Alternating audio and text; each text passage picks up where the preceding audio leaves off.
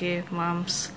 Kali ini saya sudah bersama Dr. Lindana Sastra, SPA, akan menanyakan seputar pertanyaan yang sudah Mams ajukan.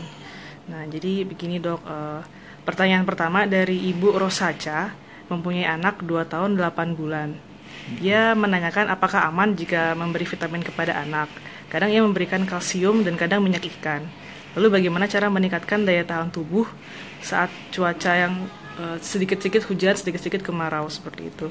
Anak itu kan sekarang programnya 1000 days, 1000 hari pertama itu penting sekali untuk masa depannya.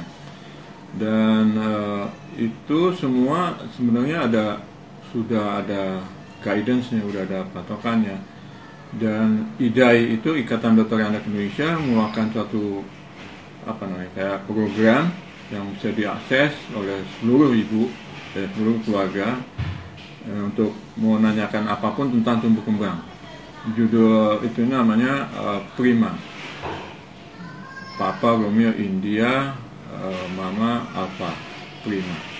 Jadi kalau Android itu di Google Store atau Play Store ya, terus di di MacBook juga ada di situ.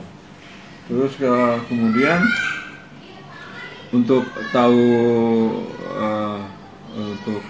cukup atau enggak, ada di buku anak itu masing-masing ada grafik tumbuh, grafik berat badan, grafik tinggi badan, grafik tingkat kepala, dan kembangnya. Di situ ada umur berapa, dia harus bisa apa gitu. Jadi untuk Ibu siapa tadi namanya? Ibu Rosaca. Bu Rosaca itu dilihat di buku ini. Jadi kesehatan anak itu sangat tergantung ibu keluarga, terutama ibunya dan dokternya. Jadi kerjasama, bukan dokternya menentukan, tapi kerjasama antara keluarga ibu, terutama ibu dan dokternya untuk tumbuh kembang anaknya. Jadi mengenai beratnya kita harus lihat di grafik di bukunya. Di bukunya bukan di grafik tumbuh itu bentuknya grafik, bukan plot gitu. Jadi bentuknya grafik. Dia dari lahir, kita harus pantau dari lahir terus tiap bulan. Sebenarnya yang sering keliru itu sampai dengan 1 tahun ibu harus bawa anaknya kontrol tiap bulan untuk memantau tumbuh dan kembangnya, sekaligus vaksinasi. Yang suka salah itu, saya mau datang ke dokter untuk vaksinasi tiap bulan, padahal bukan.